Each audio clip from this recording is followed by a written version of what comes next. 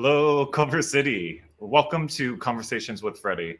With so much at stake this election, voters need to have the most up-to-date information so they can make the best decisions. That's why I launched this educational series. Each episode will feature a different thought leader and will explore a variety of topics. Through conversation, my goal is to raise awareness of the critical issues that Culver City is facing and the solutions we need to move forward. Our guest today is Adriane Hoff, who is on the steering committee for Streets for All. We'll be discussing mobility, so please welcome Adriane Hoff. Welcome. I think you might be on mute. Thank you so much, Freddie. I'm excited to be here. Great, so let's get into it. Thank you for being here as well. For those of you who aren't familiar with Streets for All, would you share a little bit about the organization and its mission? Sure. Streets for All is an advocacy organization focused on transportation. And what makes us unique is we are Los Angeles's only transportation-based political action committee. So we are able to do things like endorse candidates, spend money and resources on candidates to make sure that we get the right people elected to public office. So that way we can revolutionize mobility and transportation in a way that truly works for the people. As we saw this week in City Hall, I'll touch more on this throughout the discussion, but a reason why we need to get the correct people in office elected is that's where all those decisions happen. Streets for All has been working on a ballot measure, and this past week, the city council had the option to make it law instead of waiting until 2024 for the voters to see this on the ballot. And unfortunately, city council did not make this into law. So that's just one example on why we need to get the correct people into office who will support mobility justice, make sure that we have other viable options other than just driving in Southern California. So really excited to support candidates that will actually support these initiatives. Yeah, that's very interesting. The fate of the city is, held in the hands of the city council member and the direction and their platform and where they want to go. Do you feel like that was a defeat, or was that an opportunity for more? It was certainly a major blow, but the eternal optimist in me does not personally view this as a full-on defeat. I think that this is an opportunity for us to kind of regroup and figure out what we can be doing better and how we can get our message out.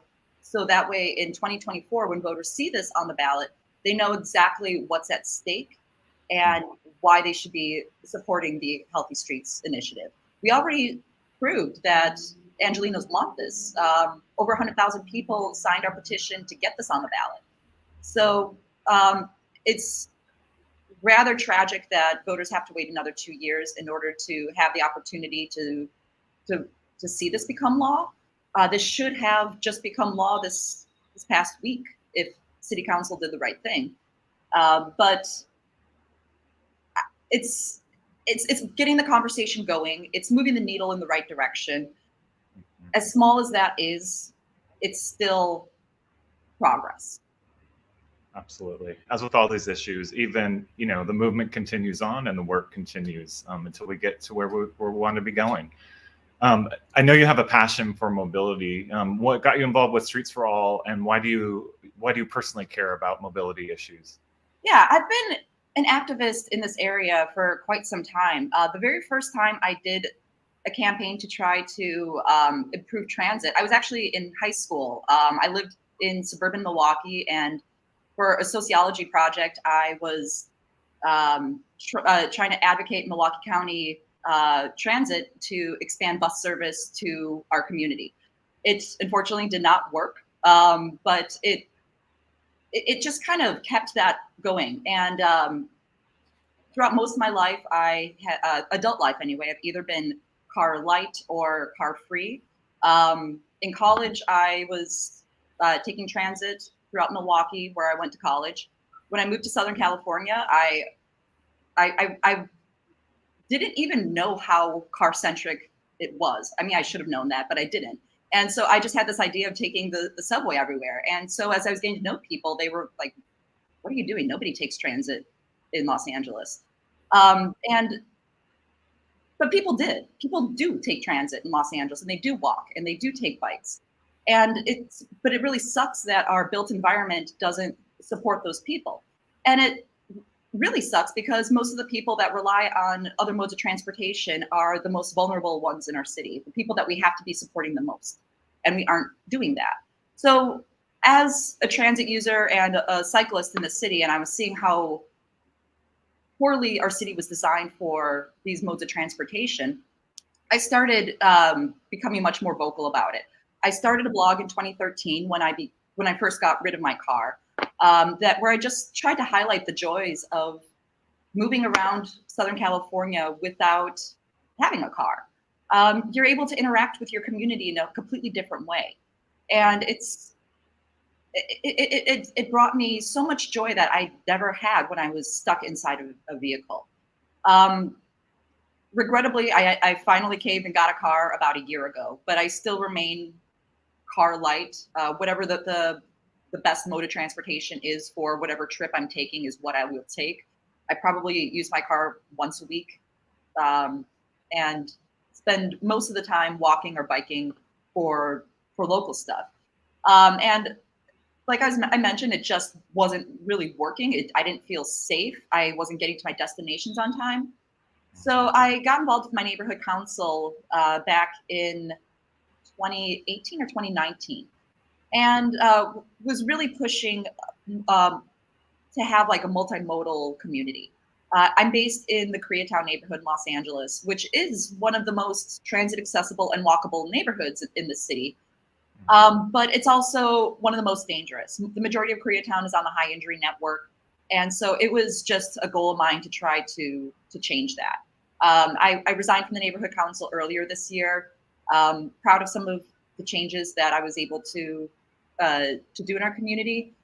Through Street Sprawl in the neighborhood council and Kiwa, we were able to get permanent slow streets in Koreatown, which is wonderful for such a park poor community.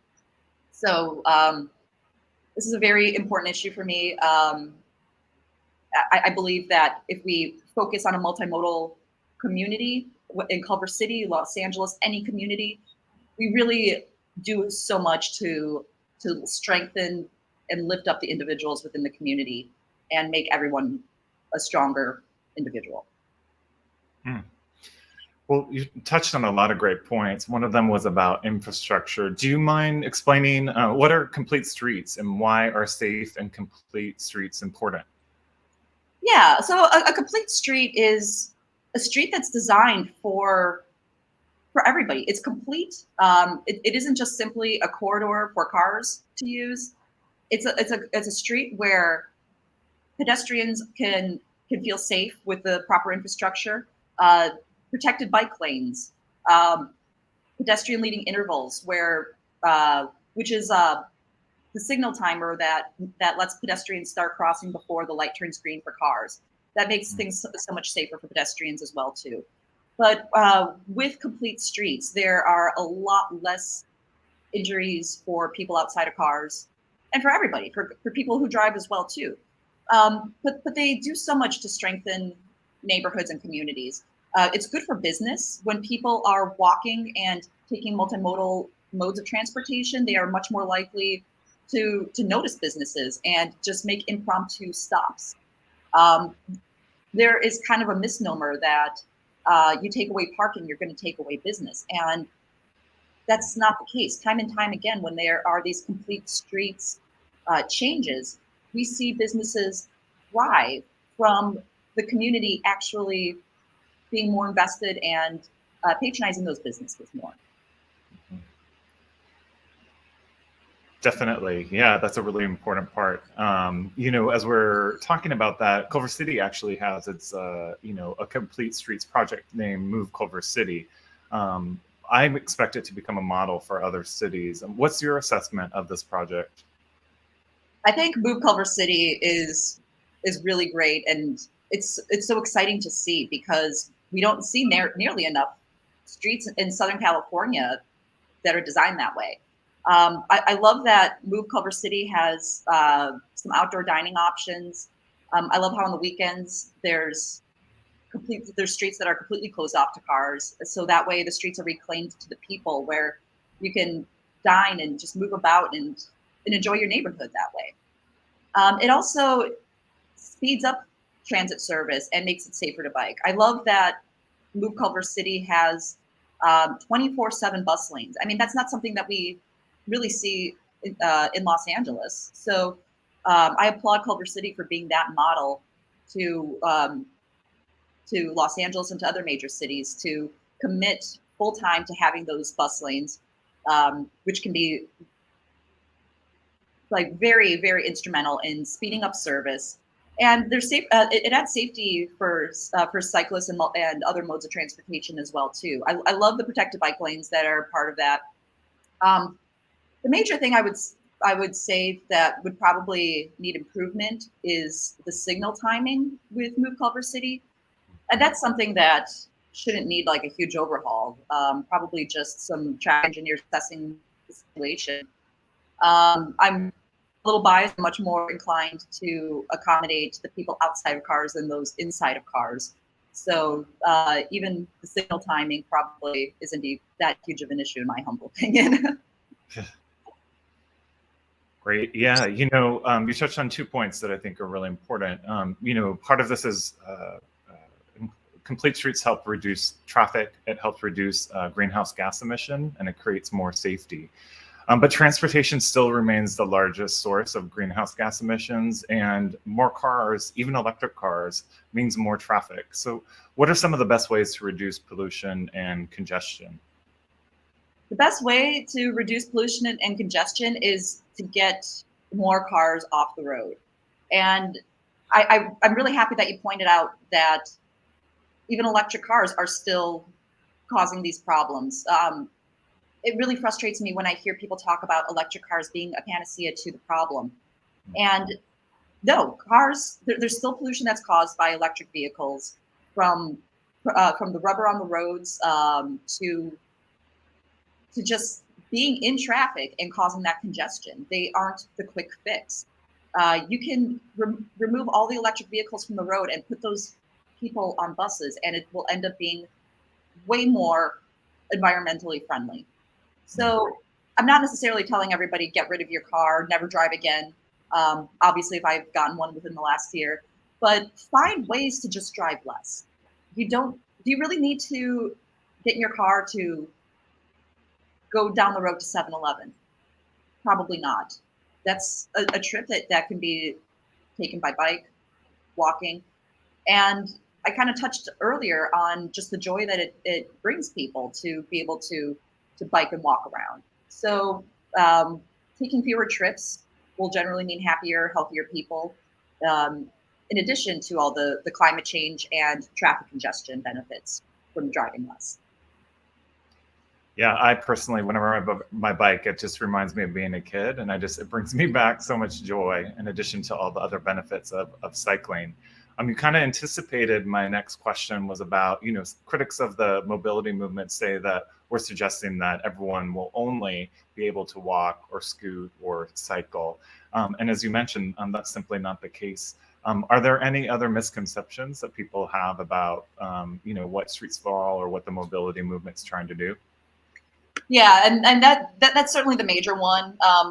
When people are like, I don't want a bike lane in my community because it's not like I can bike to work. And like, I had a conversation once with somebody that is kind of in the Koreatown area, who was saying that she opposed bike lanes in her community because as a carpenter, she can't bike to her job in the valley. Nobody's expecting somebody who is a carpenter to ride a bike with all of their gear and tools that are needed. Multiple jobs require a vehicle and require gear. Certainly, those people have to in this current society, they have to drive. That's the best mode of transportation for people with jobs like that. But what about everybody else who just maybe lives 4 miles away, and taking a bus would just be efficient for them? They should have an option to do that.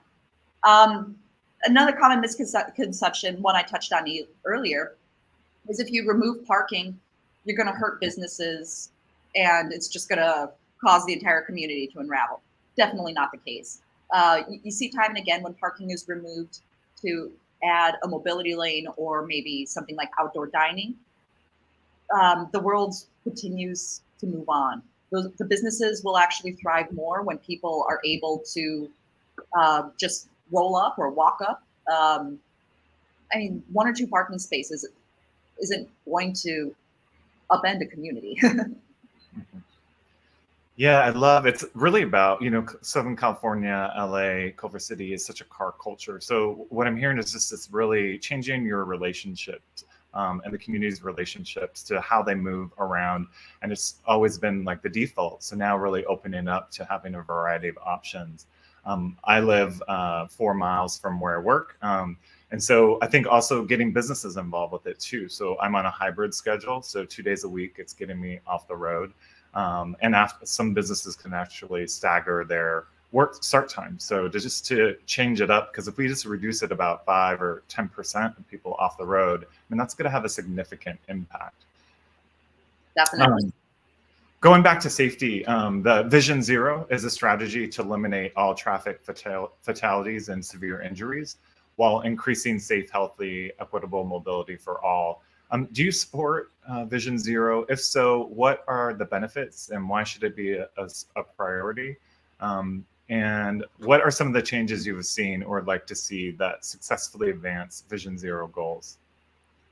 I certainly support Vision Zero in theory. However, I think that the implementation of it in Los Angeles and many other Southern California cities has been lacking. I'll say. I mean, in Los Angeles, we've seen that traffic fatalities, especially involving pedestrians and cyclists, have increased since the rollout of Vision Zero. So that is just, you look at the data and you see that the city is failing at this.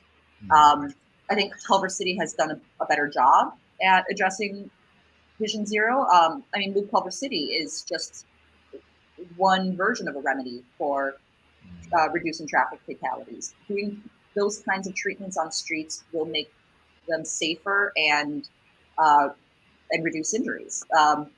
That's just a fact. So I think that the city in Los Angeles needs to be much more proactive with that. To circle back again about the street sprawl ballot measure, that would have been a wonderful way for the city to strive towards Vision Zero goals. If they had taken the opportunity this week to codify that into law, we would instantly be seeing traffic fatalities fall. And it breaks my heart to know that for 2 years, we are going to have unchecked traffic violence unless City Hall takes it upon themselves to do something much more drastic. So I really hope that that the city does more to actually roll these kinds of things out. I know that there's funding issues, but it also just seems to be for so long a lack of will. Transportation is not necessarily the sexiest, most hot button issue for a lot of folks. So for far too long, it's just been swept under the rug, and these discussions haven't been happening.